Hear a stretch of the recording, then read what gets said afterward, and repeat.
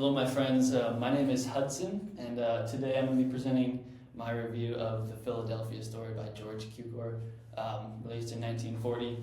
It's a great film. It's one of the classics of America. It's one of the most influential and significant rom-coms in American film history. It's got a great cast. It's a great movie. I'd highly recommend you all watch it. I'm just going to kind of dive into it today, talk about the strengths and weaknesses, what makes it so successful, and just kind of all that goes into this film and kind of what is important about this film. And I'm going to kind of review it from my own eyes, and I'll bring you all along with me. And I'm going to scoot a little closer though, because I'm going to be a little bit small here. I'm in the corner now, so hopefully you can still see a good amount of me. You can still see my face well. So this is The Philadelphia Story. I'm Hudson again. Here we go. So we're going to start with just a little bit of background about the film. As I said, it was released in 1940, which is part of the golden era of American film. Some would even say that the 1940s is the greatest decade of American film in history. I don't know whether or not I believe that. I haven't seen a lot of films from 1940 or a lot of 1940s or a lot of other decades. So I'm not going to disagree or agree with that statement, but it's from a very significant era of film. It's also one of the earliest and most significant rom-coms. And because it's a rom-com, it has plot twists, but also deep character relationships that are complex and romantic and authentic. Also, the story began actually as a play. The Philadelphia Story was a play written by Philip Barry. And Katharine Hepburn, actually, who's the star of the movie, was also the star of the play, which is super interesting. The play started in 1939. It ran for about a year before the story became a movie. It was super successful, and it actually was very crucial for Katharine Hepburn because her career had kind of begun to sink downhill by 1940. Her image was just tainted by her unwillingness to conform to Hollywood norms. She was just very independent and strong-willed, and a lot of people didn't like things that she was doing. But she also didn't have very much box office success. A lot of her films just weren't doing very well. So this story, The Philadelphia Story, both as the film and as the play, were super successful and important for her in her career. Perhaps the most important project that she ever worked on, because otherwise her career might have basically gone downhill and down the sink. So, as I said, the play ran for about a year, and then MGM produced the film, and Katharine Hepburn was super helpful in transitioning from the play to the film. And many people say that the movie is actually one of the best film adaptations of any Broadway play ever in history. And it actually only took 8 weeks to film the entire project start to finish, so it had very few mistakes. It was very well done, very well transitioned from play to film. Also, the film was nominated for 6 Academy Awards, and it won 2 of them, so super good film. But now that you know a little bit about the film itself, I'm going to talk about the cast of the film. Obviously, I talked about Katharine Hepburn already. Crucial for her career, as I said. Katharine Hepburn, amazing actress. She acted for over 60 years. And throughout her career, she won 4 Academy Awards. She did not win an award for this movie, but she was nominated for Best Actress.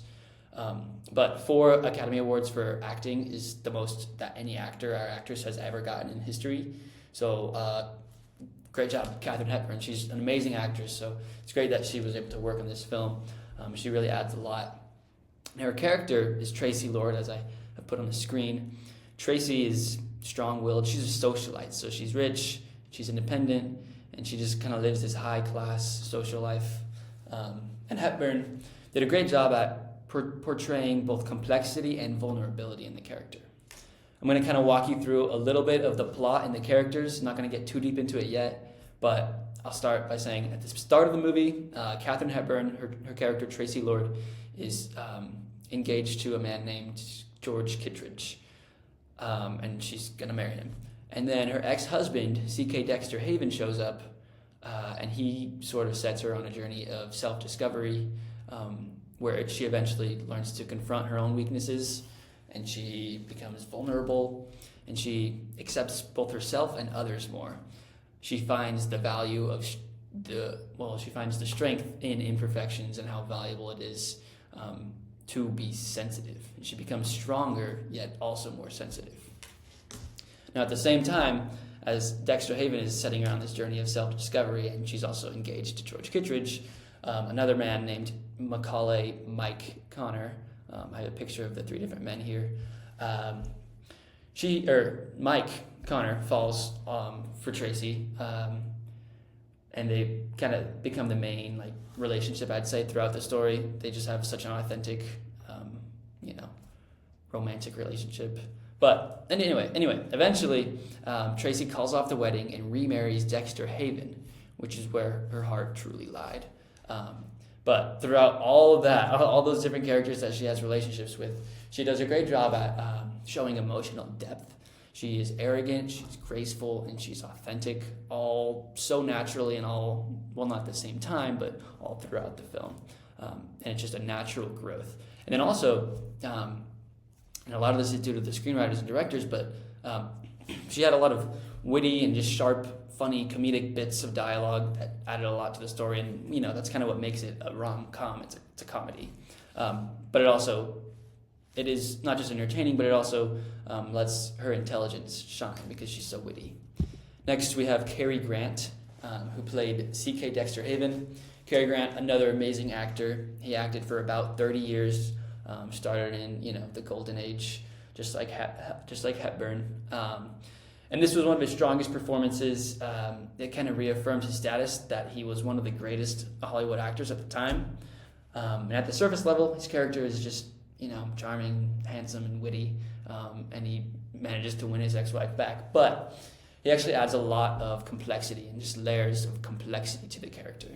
First of all, he has just such a natural and genuine affection for Tracy, and he shows this regret that he ever left her and that they, broke up and got divorced.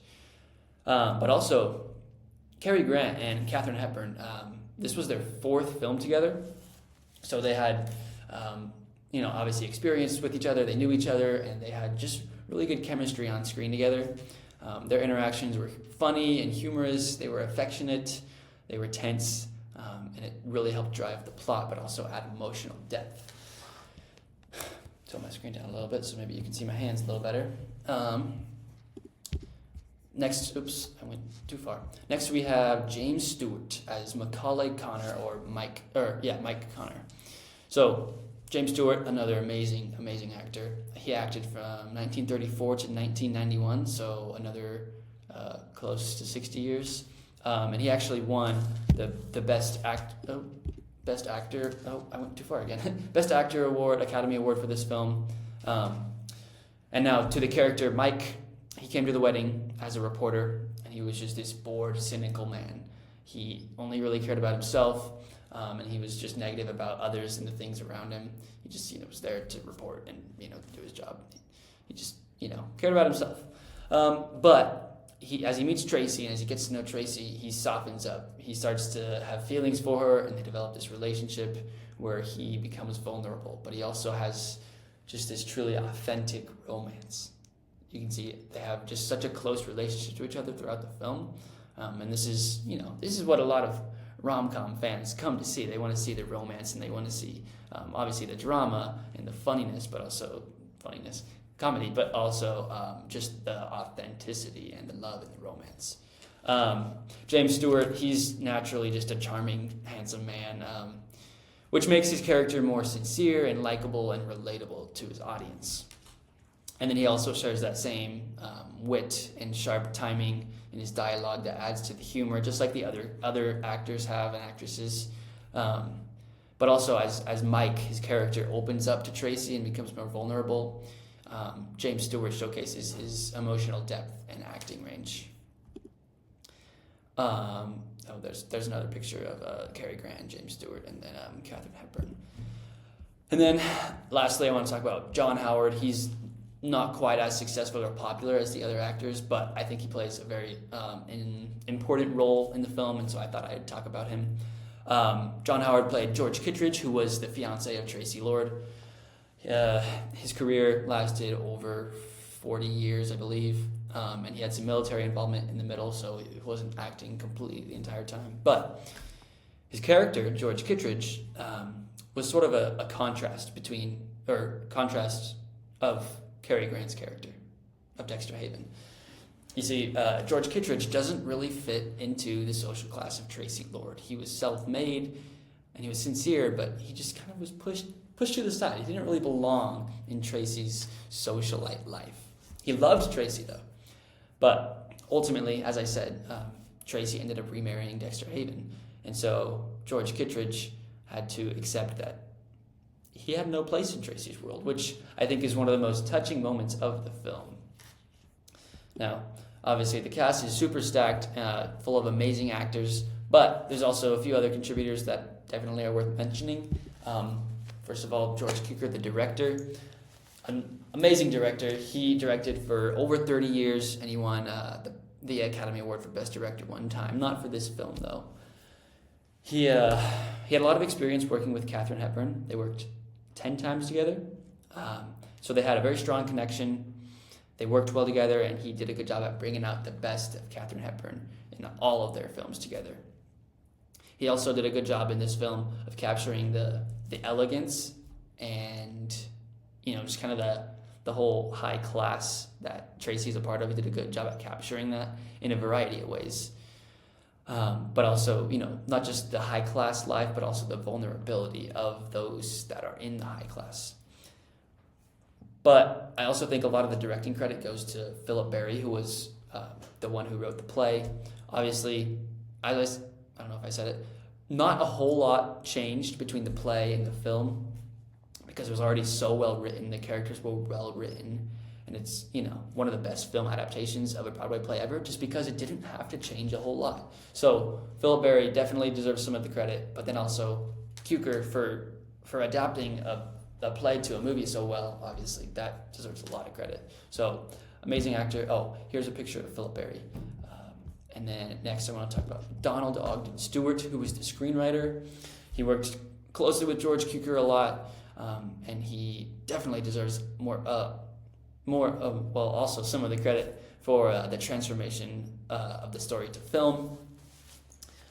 Stewart, he ensured the film was witty and humorous. He added a lot of dialogue. Dialogue was his specialty, so he was able to make it more engaging through humor, but he was also able to expand upon characters through dialogue. And I think he should also be praised for obviously keeping the film so similar to the play, which is why he won the award for Best Adapted Screenplay. Next, we have Joseph Ruttenberg, who was the cinematographer. Joseph Ruttenberg, he was a great cinematographer. He had an over 50-year career. He won 4 separate Academy Awards, not from this film, but from his other films. And so he's cemented as one of the greatest cinematographers and really contributors as a whole in Hollywood history.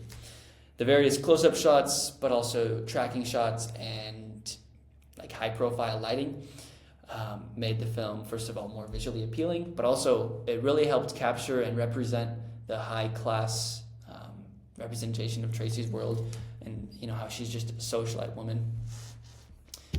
Oh, and here's a picture of him actually with a close-up shot. Now, I'm going to talk about the strengths and weaknesses. There are more strengths and weaknesses, but there are still a couple weaknesses.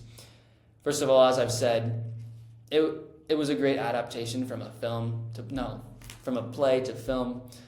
Sometimes I like to think of it like this. You know how Disney or other companies will remake one of their old animated movies that are really good, and they make it into live action, and basically it's not very good.